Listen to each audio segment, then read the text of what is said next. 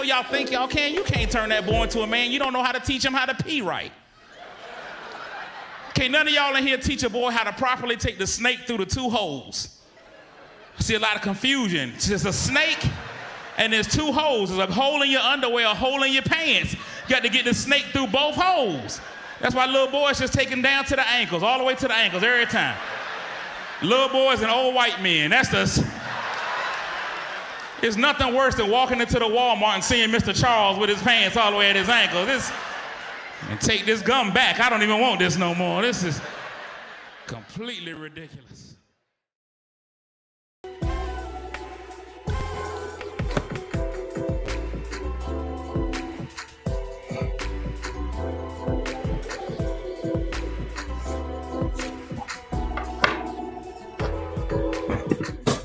Good morning, everybody, and welcome to another edition of See You in the Morning. I am, of course, your host, Cletus Cassidy, man. Excited to be in here, man. Live from New Jersey. Now, I've always had questions about where old Jersey is, but I'm in the new one. You know, I'm in the New Jersey. You see, there's lights over top of my head. I'm at a friend of mine's in-home studio or their guest room, whichever one you want to call it. But that's where I'm at right now. So I'm excited to be here, man. I'm excited to be here with you all. Just trying to stay consistent with it, you know. Got to head home today because I got a show at Norfolk State University, man, doing something for the students up there. Today I was last night I was at William Patterson University. We'll talk about all that later. Welcome to See You in the Morning. If this is your first time experiencing it, if this is your first time hearing this, you are about to experience something so cold, man. It's a great show. I enjoy it. It's my favorite show to be on in the morning. So I'm excited about that. If you are returning, man, welcome back. Welcome back. Thanks so much for coming again. Thank you. Come again. So, man, I'm excited that y'all are here. We're going to get into this thing, man. It's going to be short because I'm going to hit the road right after I do this. I'm going to do this and then hit the road. So let's go ahead and get ready to hit the road, Jack, and never come back no more.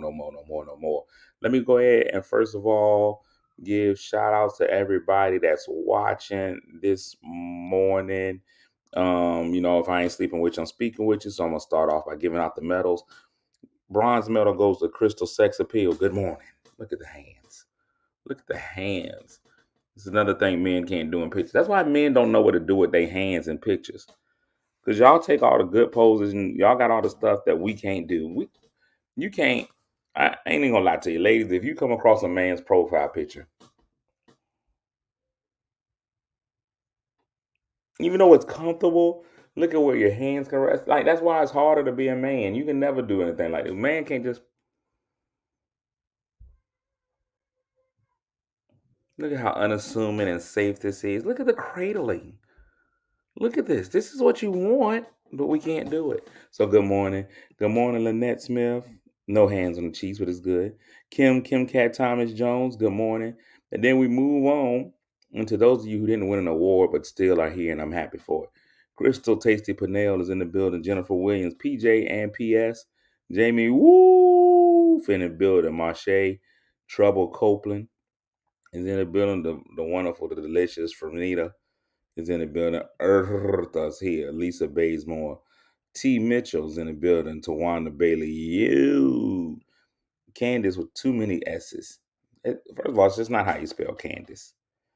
It's just an incorrect spelling, and it's too many S's. It's almost like you're plural. It's almost like you're two Candaces, which will probably be Candace. Candices? Candy? Whatever. Crystal Peel, good morning. Antoine Sutton, good morning. Eva Tay Hollins, Courtney Weston Murphy, good morning. Tam is in the building. It's spelled like it sounds. It's not. Because if you ask any kid right now to spell is, they're going to be like IS. It is Candace. No, we're not snakes. Candace. Sounds like somebody's letting the air out of your name. Candace. Like your name's going to go flat in a few minutes. Candace. Better go put a patch in your name is what you need to do. That's all I'm saying. You need to put a patch in it. So I'm up here today. Morning, Delisa. I have a date with Delisa. Um, so like I said, today I'm in Jersey. I had a show last night. Had a show last night at William Patterson College in Patterson, New Jersey. William Patterson College, that they affectionately call Willie P. That's the name. That's what they call the college on purpose, Willie P. And let me just tell you something. I said it last night. I'm not going to a school that people call Willie P. Willie P is either a lead singer in a boy group or somebody that owes you money. You're just not getting anything positive out of Willie P. That's somebody that's an uncle that drinks. Willie P. That's my uncle Willie P. right there. Y'all holler at Willie P. That's not an appropriate name for a college. Willie P. But it was a great show, man. I worked with some amazing individuals. It was hosted by my good friend GL Douglas. It featured Isaiah Kelly, who went up first and killed the room. Isaiah Cal, who man was Isaiah good. Isaiah was good. Then they had Timmy Hall, the comic cop. He's a police officer and a comedian. Um, so he'll joke you before he chokes you. So that's good. He'll joke with you before he'll choke you, and that's great. Then myself, I went up. I'm okay. And then it was headlined by my man from Charlotte, North Carolina, Darren Brand, um, from Wildin' Out. 8 seasons of Wildin' Out. He let us know about his success last night. 8 seasons on Wildin' Out, 10 episodes per 80 episodes. He's got McDonald's commercials, Sonic commercials, and another fast food commercial. And that was that. But one of the things I wanted to point out and give a big shout out to was my friend GL. Of course, she's a comic. She has a young man across the street from him who's an aspiring comic. He's a senior in high school. So it was a college show. So she brought him out, let him do a little something on the microphone. I was proud of the young man for getting up there and doing comedy like that in that setting, man. So shout outs to him. He said all he wants to do is be a comic.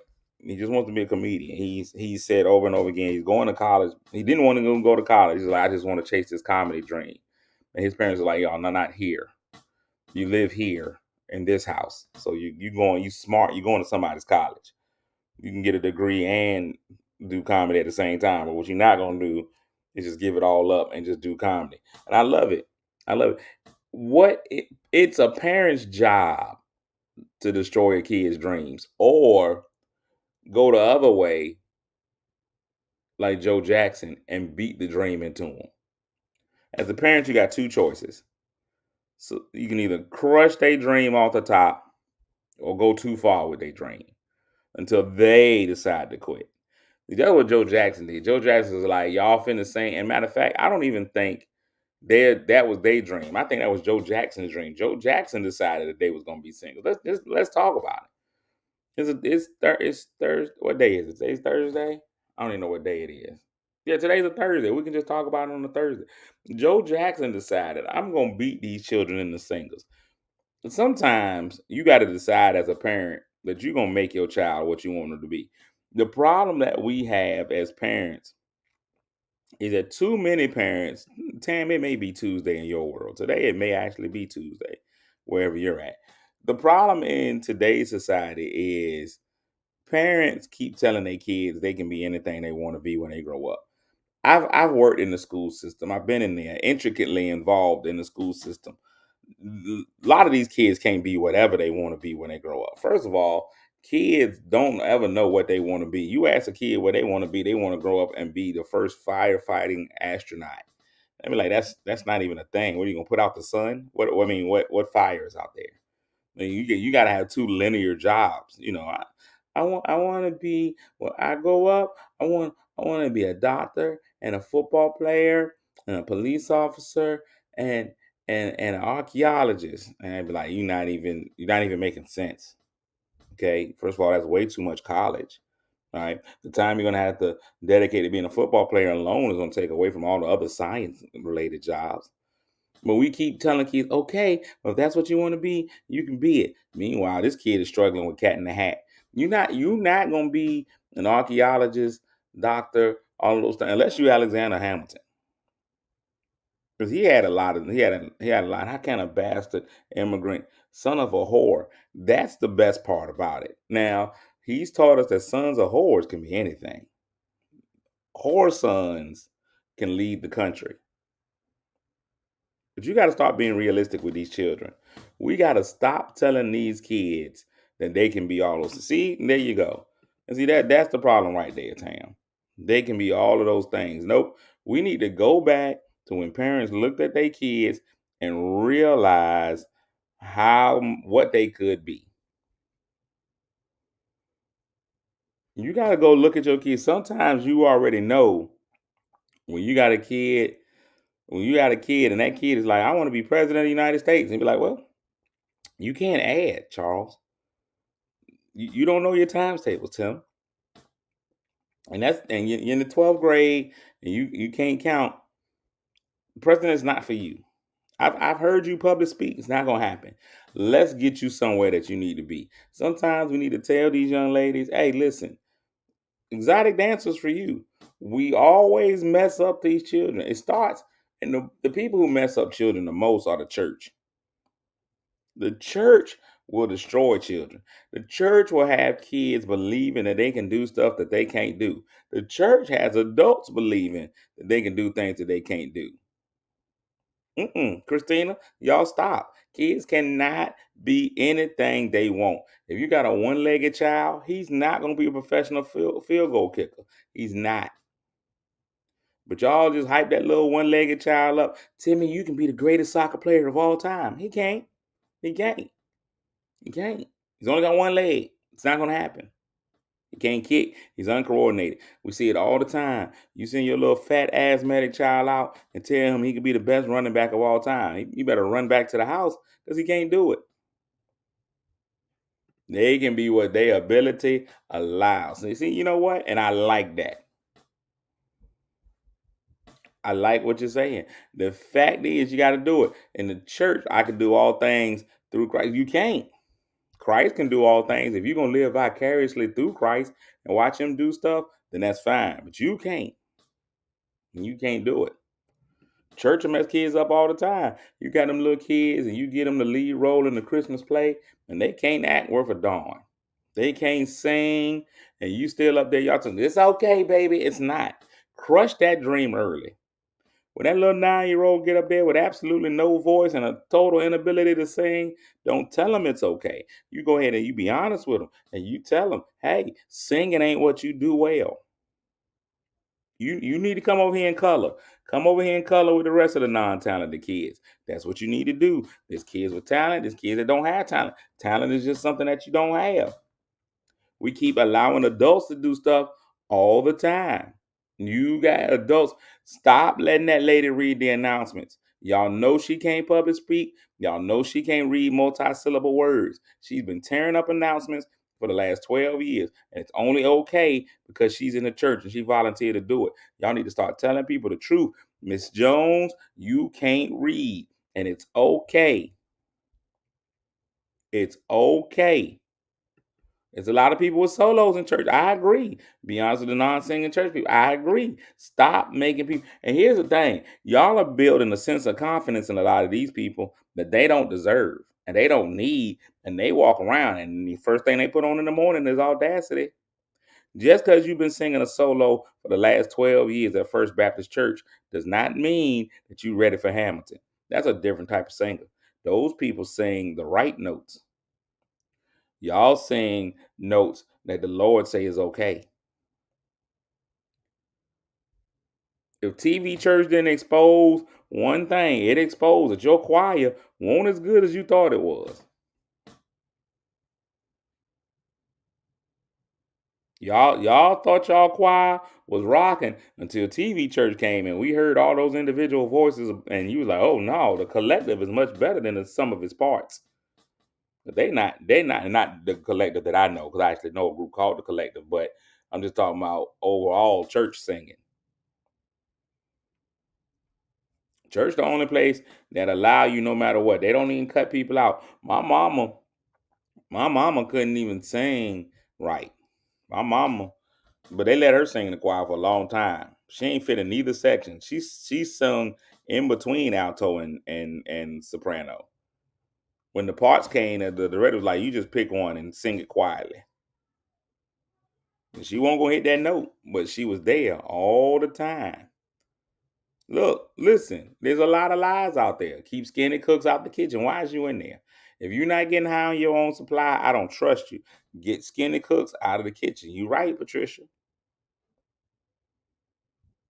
Get them out of there. There you go, Sharon. Good job. Listen to Alexander Hamilton. Listen, one size doesn't fit all. That's the greatest lie of all time. One size doesn't fit all. Now, they did learn and they started going, well, one size fits most. 600-pound life woman is not wearing the same shirt that my 100-pound life woman is wearing. Not doing it.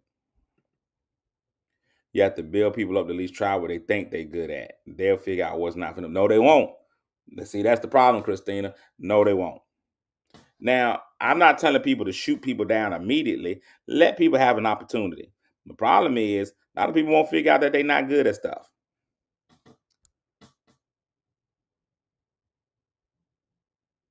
It's not. It's a lot of people that ain't good at what they think they're doing. A lot of people won't stop. They can't stop. Sometimes you just got to realize it ain't for you. Let me tell y'all something. All through my childhood, I was an excellent athlete. All through my childhood, I was great at athletics. Then reality hit. I'll never forget, I was in the ninth grade. I was in high school, and they had basketball tryouts. They had trials for the basketball team. And I had got down to the final round of basketball trials. And I ain't going to lie to you, I shot up there as a kid. Height-wise, I was always back rowing pictures. Elementary school, kindergarten, first, second, third grade, back row for pictures. Holla at your boy. Back row on pictures, whole life. Me. But I shot too early. You know, it happens to a lot of men. I shot it all out too early. I was tall too quick. Everybody else was getting there slowly and surely. My body was like, we don't feel like doing all this. We just gonna grow now. Bam. So I hit my peak in fourth grade and slowly started moving up the pictures line. You know, I was back row for a long time, and I moved down a row. Then suddenly I was holding the school sign. I was holding the teacher's name. But I was still a phenomenal basketball player. James, it happens to a lot of men. A lot of men are early shooters. A lot of men, James, are early shooters. A lot of men shoot early. And you can't help it. You got there. You just got there faster than people want you to be.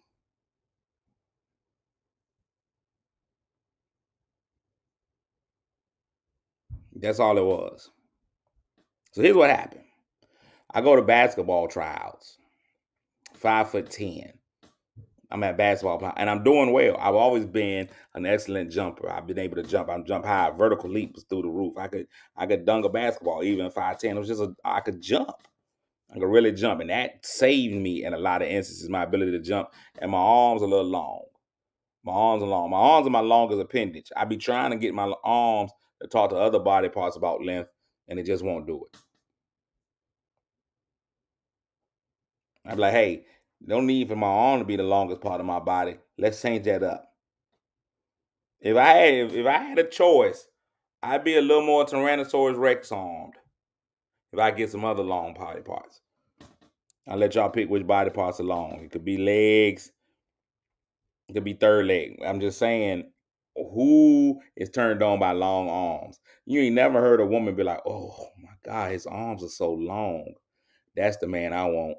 Look at how his knuckles drag the ground. Oh, it's beautiful." Y'all don't care about long arms. Arms are only, y'all care about the definition of the arms. Y'all don't care about the length. Nobody cares about a long arm man. Ladies, matter of fact, arms are not what people care about. They care about the muscle on the arm. If you had to choose, ladies, let's just go ahead and ask it, because there's a lot of men in here. A lot of men in here. James is in here. I'm just gonna count him as a lot of men. But men watch. I know a lot of people watch on the replay. So explain to me, ladies, what's the body part that y'all are looking for? Look at that strong, wide back. You came right out like a slave master. You need a strapping young buck with a strong, wide back. The most important is a nice print. So I guess being able to write is the first thing Marche looks for. The ability to write. Candace says a pretty smile. Okay. So that's what ladies out here looking for. They out here looking for. You don't care what a man looks like. And I know you happily married, Candace. I know Candace is happily married. So I know you ain't really out here looking for men. But when you was out there looking, you was just like, I don't care what he looks like as long as he can smile. Sharon said, great teeth. Teeth. Okay, Tam. See now, Tam, you just out here just saying stuff now. You can't see nobody's heart. If that man got his heart outside, then you just already know that ain't what they want. Joyce says dark skin. Jackie says a bright. See now y'all being superficial. Y'all being too deep. You don't know what that man's look like. What that man brain is. You ain't got nothing. Nobody wears their IQ on their shirt. You don't know that. Thank you, Christina. They look at height, personality, and feet. I guess as long as they got feet, that wins. If you tall and you got feet, that works. Tall with pretty eyes and arms. What's up, Chuck Burks? I'm up in your neck of the world. Well groomed and tall. So I should say he got to be tall. Marche said pretty eyes. My Lord. So you just want a pretty eyed slave back. Okay. Well groomed, Betty said. In the playground area. I don't know what the playground area is. I guess you're talking about his penal region. Is the playground area. Okay. Courtney, we're not talking about personality traits. Holding the conversation is a personality trait. We just talking about what you look for when you see that man walk in the room. When that man walk in the room, you don't know whether he can talk or not. Oh, the stomach is the playground area. I didn't know we called that the playground area.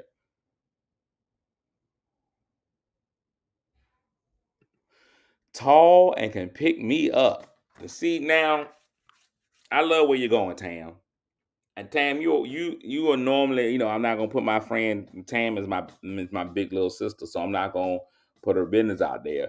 But Tam is International House of Pancakes. Tam is stacked like International House of Pancakes. Not everybody gonna be able to pick you up. So when we talk about a man picking you up, what are we talking about? We just talking about just straight picking you up, kind of, toddler style. Are we talking about a fireman's carry where we can just throw you over the shoulders and kind of carry you that way? Or you can jump on my back for a piggyback ride? What are you talking about on the pickup? I'm not 100% sure how that works. I ain't never thought about being able to pick a woman up in that way. I know sometimes see, so now you already telling us your proclivities out here, Tam. If you already want to be picked up, we already know you into that ceiling fan sex. You all over the place. If a requirement is for him to be able to pick you up, then we already know what that is. That's where the wide Mac. Patricia said a thigh lifter. Come on now. Now here's the thing, ladies. If you want a man that can pick you up, you don't have to meet him halfway. You want listen. There's you gonna have to meet him halfway. You can't put on every pound and still expect him to pick you up. There's gonna have to be some compromise. You gonna have to be like, hey. You got to meet me halfway because I'll work out. I'll get my weight up. But I ain't even gonna lie to you, man. If a man can bench press 400, that's about as far as you can go. Now we just talking about the thigh lift. Now we got to talk about why we lifting thighs. And I understand that the Lord will give you a woman that can fit your weight class because the Bible says He'll never put more on you than you can bear. It's actually not in the Bible anywhere. It's just black people have thought that up and blame it on the Bible. But where you got to put the thighs? If we just talking about for shoulder placement, that's fine. That's like football when you used to have to hit the sled. The sled was heavy, but if you use the proper trajectory, you can get in there and put them on your shoulder and they can stay there. James said, I'm benching 315. 315. Now we talking squat. I can squat more than I can bench. So we talking about just putting it on the shoulder region and a good lift up. That's a little different. We go, lift up right here. Boom. But I see women, all y'all stuff is more superficial. I mean, less superficial than men. Women got a lot of stuff they can look at. Men, we two things. B and B. Butt and breast. That's it. Those are two areas men look at. Butt and breast. We after that we come to your facial expressions. You know, you got to be good in the face. But butt and breast will make up your butt and breast ratio. Here's the thing. There's a direct correlation between cuteness and butt and breast ratio. There's a difference. There's a direct correlation. So the higher your butt breast ratio, the lower you gotta be on the cute face ratio. What you want is something right here. You want a 50-50. She got good butt breast, good face. That's your ideal. Now if if facial rises up, you can lower a little bit of butt breast, but it's not even. Facial goes up, butt breast. You see how it's going down a little bit? Butt breast goes down a little bit. Now here's the thing. You can go this way. See that? Look at that. A little bit of butt breast. Look, a little bit of butt breast and facial fell off. Facial fell all the way off. A little bit of butt breast, facial fell off. Men are different. James, I might be telling a secret, and I know I get in trouble for telling a lot of men's secrets, but that's just how I do. Butt breast, and then within the butt breast ratio, we gotta really be honest. Most men, and you're gonna have men are gonna be one or the other. Most men are gonna be one or the other. Men are either gonna be a butt man or a breast man. Now, what you want again is for those two to work together. You want the two of them to talk to each other and work in conjunction. What I've mostly seen is when you go and you get in the breastal region, breast take away from butt a lot of times. If she's up here in breast, she's usually down here in butt. The two of them don't really correlate. They don't work together a lot of times. You want them to be on an honest scale. And depending on the kind of guy y'all, you might take a little more butt, a little less breast. That's what you want. You rarely see it, but sometimes you see up here in butt and down here in breast. They're not always a tandem. You know, you want them to work together. You want them to let it all together, but not the sag. Here's the thing. We not okay with the sag. Do you look over the woman with neither? Let's just talk about it, Sharon. Let's just get into it, Sharon. Let's just get into the reality of it. 9 out of 10 times, the woman with neither is going to get overlooked. You're gonna get overlooked initially. Now, a man may end up finding out that you can cook or that you're a good conversationalist or something of that nature. We may end up eventually finding that out. But generally, men are visual. Women deal with all of the other stuff. Women enjoy the whole good personality, the smile, the be able to engage. Are you a provider? All of that kind of stuff. Men visual. We not smart enough to have to deal with the rest of the stuff. So man walks in, is there a butt or their breast? That's where we go. Men go here, butt. Yes. Okay. Breast. Okay. Face. Yeah. Negotiable. Then they come back to these two to see if we can complete the transaction. If your butt breast credit is good, you can get in anywhere.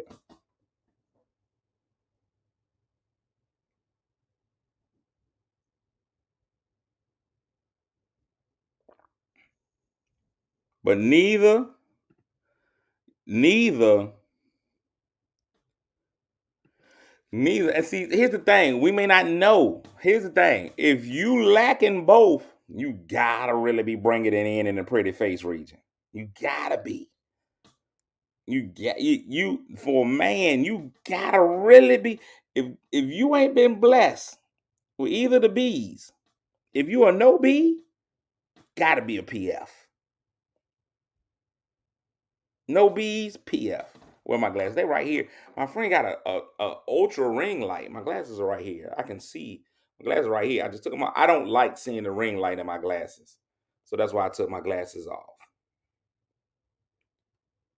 That's why I take my glasses off. James just said it. If you gorgeous, you pass. If you gorgeous, you pass. That's why you see a lot of women who not making it in the facial regions not winning.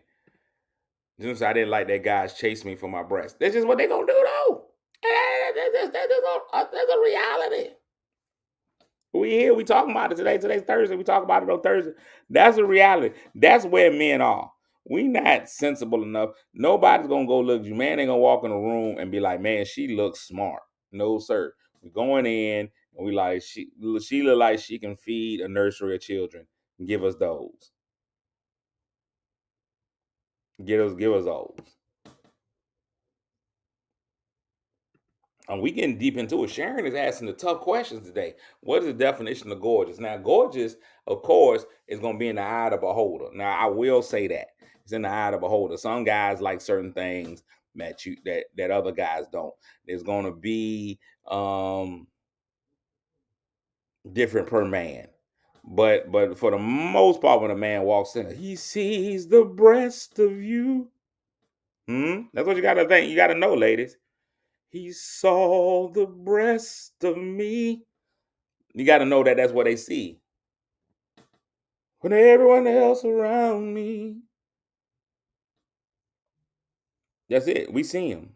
We saw the breast. Huh? The breast. That's what we saw. Now, beauty, that's a man thing. So you got to decide what you like. Depends on what it is. So for like myself, let's be honest about. Let's be honest about it. Hey, listen. Delbridge says he sees legs. That's what he did. He's a leg man. He sees legs. Somebody say legs, legs, yeah, legs, legs. That's what Brian sees. But you gotta think, and I'm gonna tell y'all this may be an inside thing, and I'm gonna tell y'all the truth about some things. Men usually always like the first little girl they thought was pretty in elementary school. You can see it in kindergarten. That's where they stay. That little girl that walked in kindergarten, first grade, and the whole room stopped. You was eating a crayon until she walked in, and you're like, she's beautiful. That's the one you end up liking most of your life. Somebody that don't look like nobody in your family. She gonna walk in that room, and you be like, that's her. And you gonna stay there for your whole life. And that's what you do. That's what you do. I remember there was a who put up the angry emoji. Who cares? Let them be angry. When that girl walks in kindergarten, I remember in kindergarten meeting the girl, and that's what I wanted my whole life. I remember,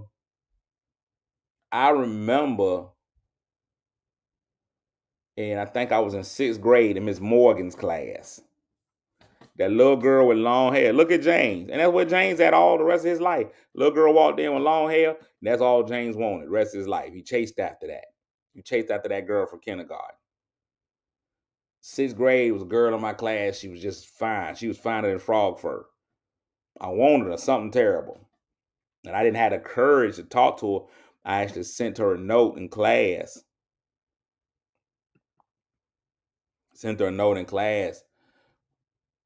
And it was the classic yes, no, maybe, And I even took it a little bit further. I went in, I didn't just send her the yes, no, maybe. I expressed to her how I felt, man, that the sun didn't compare in beauty to her. The stars paled when I saw her come in.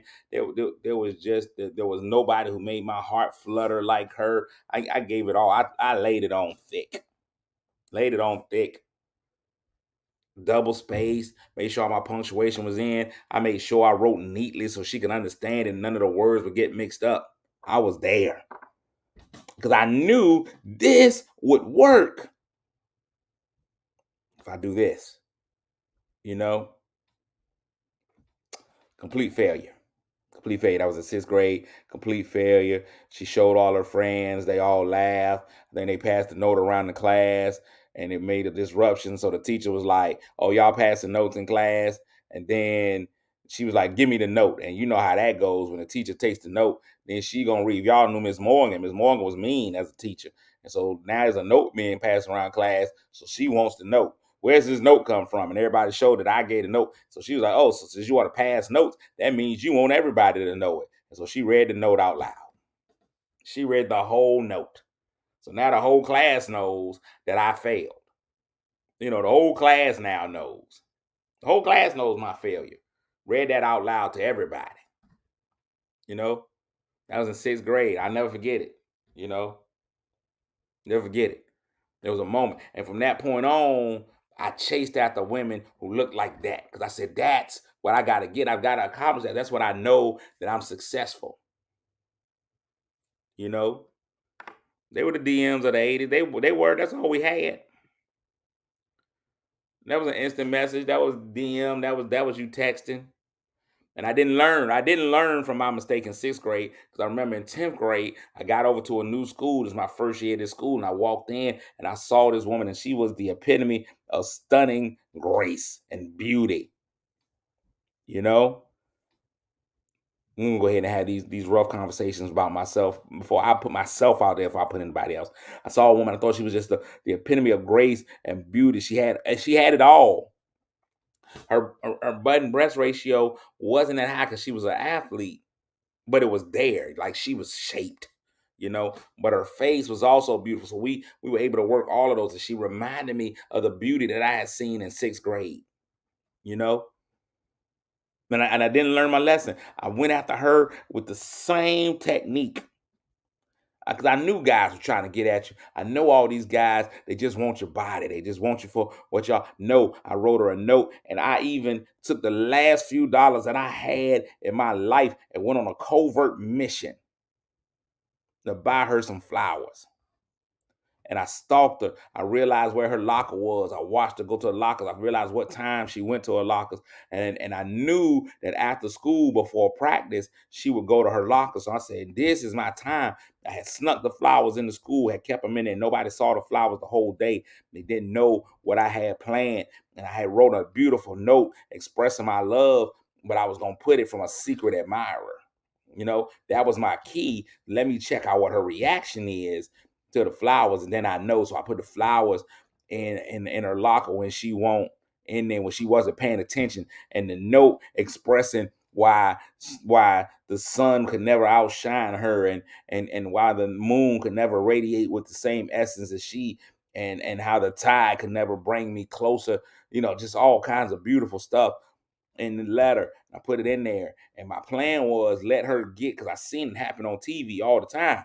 You drop off the secret admirer letter, and then she's trying to figure out, oh my God, who's the secret admirer? And then all of a sudden, all the guys that were the hot guys in school would be standing there, but it would be me instead of one of the hot guys. And so I'd be like, it was me. And she'll be like, oh man, I can't imagine. You're great. Of course I love you. I've noticed you all my life, even though I had just met her that year.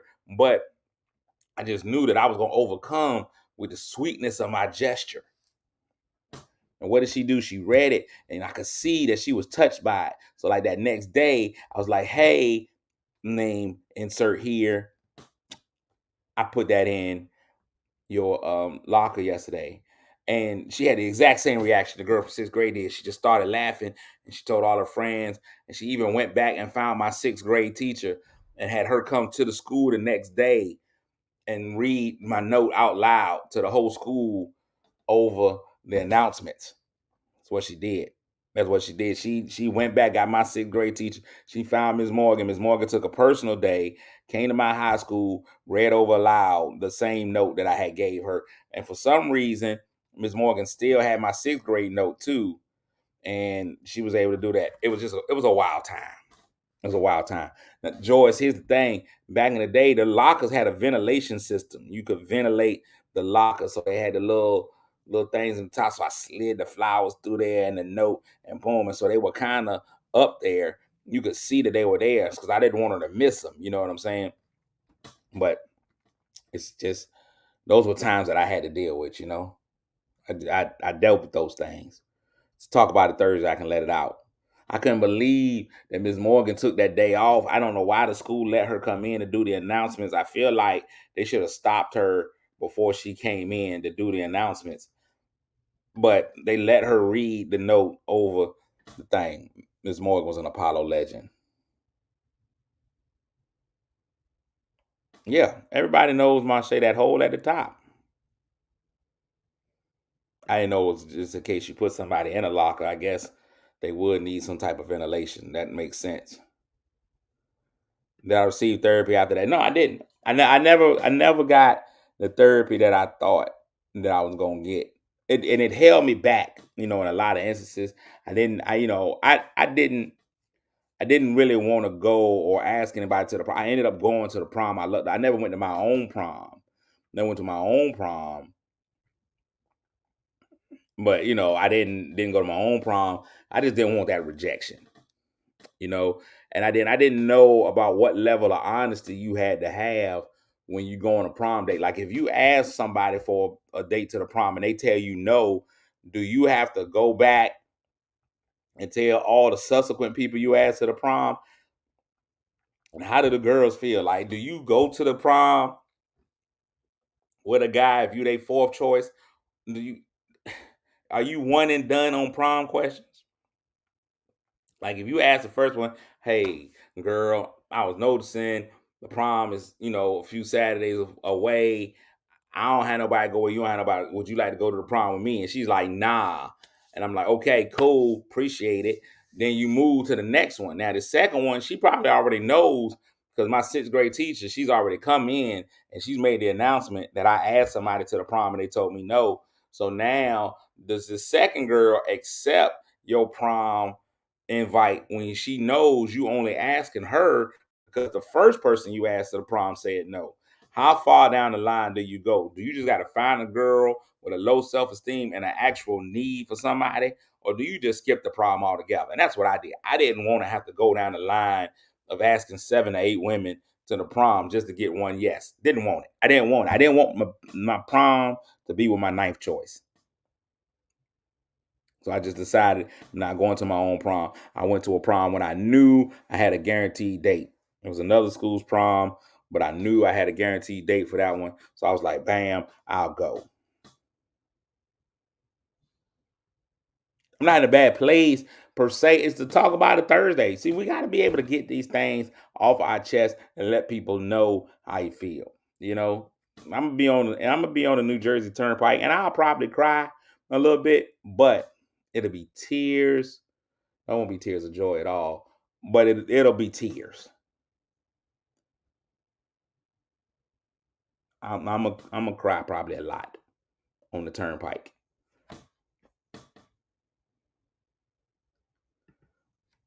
Yeah, my sister right, she definitely didn't have any empathy. She didn't care about anything. She was just, you know, that was just her job. I think her job at that point was to break you down. You know, sixth grade at that time, that was middle school. That was first time you moved on to a big school. You were changing classes for the first time. You had multiple teachers. It was a lot. It was a lot in sixth grade. And you know, for that lady to just, I think she actually felt joy in breaking a child down, you know. And I refuse to be defeated. Um, I had started getting suspended in the fourth grade, so I already knew how to deal with the rejection. Fourth grade, my fourth grade teacher was a lady named Miss Franks. She was first time I had started getting suspended. In fact, um, in fact, I'm telling you, we hold on to stuff. Now my sixth grade teacher's butt breast face ratio, it was way off. It was way off. She was a larger woman. Uh, Face stayed frowned up. She just wasn't a joyous person at all. I learned to appreciate her after I got out of school, but while I was in school, and I was a comedian, so I probably made her life rough too, because I always had something to say in class. But fourth grade was a turning point for me, and I'm telling you, you hold on to a lot of stuff. You hold on to a lot of things. Because fourth grade, I held on to Miss Franks suspending me in fourth grade and not letting me go to Jamestown. And see, a lot of things about like if you're not from Virginia, you don't understand that they take you back to the heart of slavery just to remind you of it. Every year in fourth grade, as part of Virginia history, they took you to Jamestown just in case you had started feeling too free. They took you back to a real plantation. Like they wanted to make sure we broke the blacks down you know, because by fourth grade, you start feeling yourself. You start feeling a little bit of black pride. You start feeling like you can be anything you want to be. And then the schools and the school system had it written in the curriculum. Okay, our blacks are getting too uppity. Take them to Jamestown, bring them down a peg, so they could see the slave quarters and all that good stuff. And the white kids could walk around feeling free and happy. Yay, civilization, we colonized. But the black people was like, ooh, slavery. So fourth grade was a pivotal time, and everybody got to go to the field trips. And everybody in the whole fourth grade would go. So not only was your class going the whole fourth grade, so it was a party. It was all the kids in the fourth grade, and I didn't get to go. And here's what happens. Here's what happens. I'm gonna get to your question in just 1 second. Here's the psychological warfare that you got to deal with when you were a kid and you misbehave. They never put you up in a grade or two higher. Like if you don't get to go on the field trip, they don't be like, you know what, go sit in the fifth grade class with the older kids. No, they put you all the way back down in kindergarten. Since you want to act childish, I'm gonna put you in a childish classroom. They put you all the way down to kindergarten, first grade, and now you a giant in the kindergarten class. So you look out of place when everybody go to lunch. Here you are, 7'2", and the rest of the kids is all this tall, but you 7 foot tall, and you in the back of the lunch line because you can't mess up their lunch rotation. So you in the back of the lunch line, and you just look, you stick out. You at their table. None of the kids know you because they all kindergartners. You don't know what they talking about. They don't know what you talking about. It's an awkward time when you get left behind on that field trip. You just counting the moments of all your friends come back. They actually usually will let you see all the kids line up. They don't even start the day. Like if I would just get off the bus in the morning and go straight to that kindergarten class, that's one thing because I don't know when they leave. They make you sit until the whole class gets ready to leave for Jamestown. And they all line up. Okay, everybody, we're gonna line up to go to Jamestown. And they all get in line. No, not you. You're not going. You stand to the left. So you just got to stand there and watch all the other kids go and get on the bus. And they out there, and you hear the song. Day after day, seems like I push against the wind. And that's just you. You know what I'm saying? You see all of that. You see that happening. I held on to that. So in fourth grade, when my daughter's school didn't have the funds to go to Jamestown, I made sure I got the funds together. I went and found them a sponsor so they could go to Jamestown. And I made it seem like it was about my daughter going to Jamestown. But the reality is, I wanted to go to Jamestown. So I went with my daughter when she was in the fourth grade. So you take that, Miss Franks. You couldn't keep Jamestown from me. We were meant to be together, and I went. Can't tell me when I can go to Jamestown and when I can't. All right, this is the last question, and I'm getting ready to get off. Shane said, "Are men shy for real, to approach a woman they find attractive, or is it true men have no hesitation going after that what they find attractive without any fear of rejection?" Here's the thing: I can't speak for all men. I could just speak for me and most. Listen, Tam, when you got on that, when you saw everybody else get on that bus, day after day. Seems like I push against. It was rough. I felt like Cleo and set it off. every time. So let's get back to your question. Do men are people too? Y'all may not believe it, ladies. Men are people too. Men don't want to be rejected, which is one of the reasons why, ladies, if you single and you realize that not enough men are hitting on you, like you don't go anywhere, and something I hear from my single friends, it'll be like, don't nobody be checking for me. Men will immediately make a decision about a woman off the top. Men will look at a woman and be like, oh no, she got herself together. She look good, got a nice car, probably got her own crib. She's pretty in the face, thick in the waist. She got a man. We will immediately, because we know what men think. We know that men are snatcher uppers. We are the quicker picker uppers. Men are ready. We are bounty paper towels. So we know somebody's already got that. If you too high up on the scale, we look at you, we be like, oh yeah, nah, somebody already got that. We men don't know. We don't know, like women be like, we look for a ring on hand. Man ain't never paid attention to a woman's hand, and we don't know if she got a ring on her hand or not. We just look and we be like, nah, somebody got her already. So most of the good men already fear rejection. Because I still feel like my sixth grade teacher is still gonna pop in the room no matter where I'm at. What up, though, JP? We just feel like my sixth grade teacher gonna be there no matter where I'm at. She can be like, he tried again. Let me show you this letter he wrote in sixth grade, and then the subsequent letter he wrote in ninth grade. I feel like if I see a woman at the club and I'm like, yo, shorty, blah, blah, blah, whatever, I'm not gonna say yo, shorty, because that's too much of colloquialism. But I will come with, excuse me, miss, but what's your name? Where are you from? And can I come? And possibly, can I take you out tonight? You might come with something like that to the movies or to the park. You might say something like that. You might be like, hey, girl, my name's Charlie, last name Wilson. I was wondering that you could do these things, but for the most part, you just assume she already got somebody. You gotta be. Most men wait until the situation is one where they've already got the background information on them, where you kind of already know what you're getting into. Now, the ones who don't care. Now, there are some men who don't care.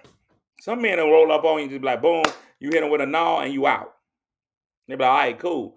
Not every man is like that.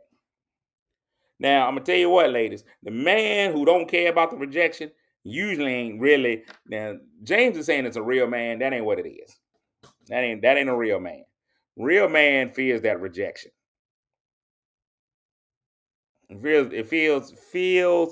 Fuels them. No, real man be like, hey man, I ain't trying to be hurt no more. Because men hurt us. If you prick us, do we not bleed? It just depends on the guy. Some guys had no problem. I got a cousin. If it's 8 women in the room, he gonna holler at all 8 of them until he get a yes. He don't care about them first 6 no's. It's Mr. Steal Your Girl. He going in.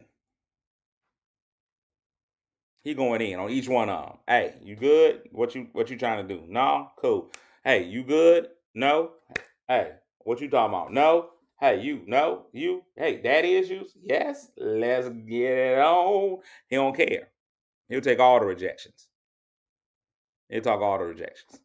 James said rejection never hurt me. And I'm in a rejection business. I'm an entertainer. I get rejected all the time.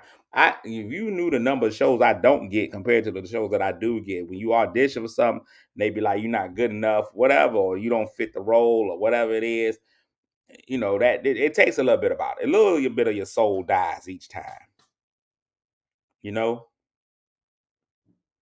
But you also can't go and hit on somebody that you don't like just because you'll get a yes. Because now you put yourself in a situation where you got to deal with Gorilla Cookie, and you don't want that in your life. You got to figure it out. James, I love what you say. What you turn down, somebody else gonna eat up. The problem is, who's gonna be the eater? You just never know. Every now and again, you go and you find one that you can bag. You know that girl over there. Sometimes you got to go hit on the purse hole girl. And y'all know who the purse hole girl is. What's a gorilla girl? That's a woman whose face, if you put it in the dough, she can make gorilla cookies. Every now and again, you gotta go and hit on the girl that's holding the purses. The girls on the dance floor already got somebody, or they gonna tell you no. That girl holding the purses, that's an easy target. You go in, get purse hold girl. Should change your life. Get you a purse holder. The girl on the dance floor, leave her be. Leave her alone. There's a lot of men checking for her. Everybody wants her. She out on the dance floor. She's shaking her little thing like she's supposed to. My sixth grade teacher's over there waiting on you to holler at her. You come over to the girl holding the purses. Go over there, holler at the girl, holler at y'all go ahead girl. Y'all go ahead girl is the one you want.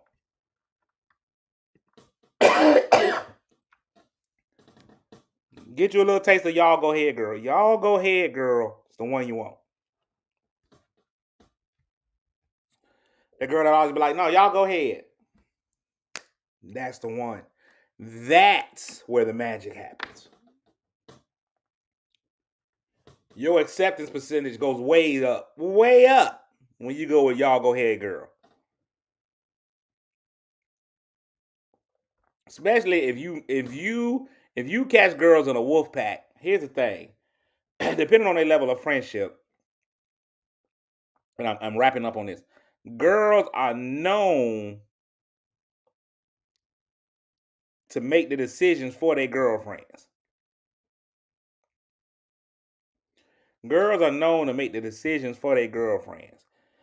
Here's the thing: you in the club setting. I ain't been in the club in a while, so it may have changed. But you walk up on that girl. She's already dancing. You are okay. She's already in the flow. You already know your chances of being able to dance with her are higher because she's already dancing. She's dancing by herself. She's got nothing. She needs the stability of somebody in the background.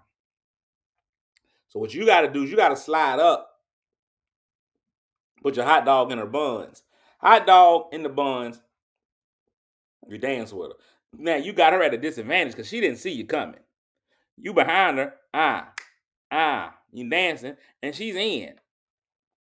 She feels the package. She knows what you're working with. Y'all are all together. She sees whether you got rhythm or not, whether you can move a little bit. Okay, we all in this thing together. Next thing she's gonna know because you got at a disadvantage, and she won't blatantly turn around and look. She won't hit you with one of those. Now, if she hits you with one of those, then you know she's a lone wolf. You got a chance because she's got no backup. She's out here solo, lone wolfing it. She looks back over, lone wolf. She's got no help. She's got no support system. You can win in these situations. It's a one-on-one. What she'll normally do is she'll keep dancing. What you don't know about a woman wolf pack is they all dance together in close proximity on the dance floor. Even if they find somebody they want to dance with, they don't move too far from the rest of the wolf pack. So her wolf pack is near you. You just don't know. It's like hyenas. Hyenas attack, but you don't see but one hyena. The one hyena's out there. You're like, hyena, hyena. But what happens is when you be like, oh, it's just one, the rest of the hyenas come from all over the place. Bam, bam, bam, bam, bam. That's how women react on the dance floor. There's one right here in the middle, and you done got her. You're locked in. You're engaged. And she gonna stay dancing with you like she ain't got a care in the world. What she's now doing is sending the signal to the rest of the wolf pack what I got on me. What I got on me. She's looking to her homegirls. Homegirls is already dancing. She looks at them, and they just gonna give you subtle stuff that you don't even see. She's still full damn. Then when they do that right there, when you see the homegirl dancing and her head shaking, she's not saying no to the song. She's not saying no to the man behind her. She's saying no to you. That's what she want to know. What's on my rear? Who got my back? What's on my six? She shake this head right here. You already know that's the girlfriend's already telling you. Now, you can also tell who her closest girlfriend is because that's who she turns to first. She already know she got one girlfriend who really knows what she likes and what's right. The other girlfriends, they've already been given and there's been bad situations with them. But she gonna turn to that main girlfriend. And once she gets the no from one of her girlfriends, it's the slide off. Right off your meat. She completely disconnects the call. Next thing you know, my sixth grade teacher's in there and she's reading her notes. Don't do it. Don't fall for it. I'm out, man. We done an hour of the show, man. I'm about to get on the road, head back to Virginia. North State University. I'm coming down there for y'all pre-exam event, pre-exam talent show. I'm really excited about coming down to my alma mater, hosting that for the students. It's for the students. So don't nobody try to pop up in there. I ain't gonna tell y'all what room is being held in, but I'm excited about being down there for there. William Patterson, man, last night was a ball, was a movie. We had a great time. And I'm planning on having the same kind of great time at my historically black college that I did at my super white college last night. So we're gonna have a good time. I'm gonna slides right off the meat. Slide right off of it, James. Meat is empty now. Now you're out there with the meat. It must have been cold here in my shadow. So I'm out. See you guys later on, man. Listen, let's make today a great day, man. Today's gonna be a fantastic Thursday, man. I feel it, you feel it, we all feel it. We get in there and have a good time. I'm out, man. I'll see y'all again in the mornings. You know how I do it. I'm in this show with an awkward pause.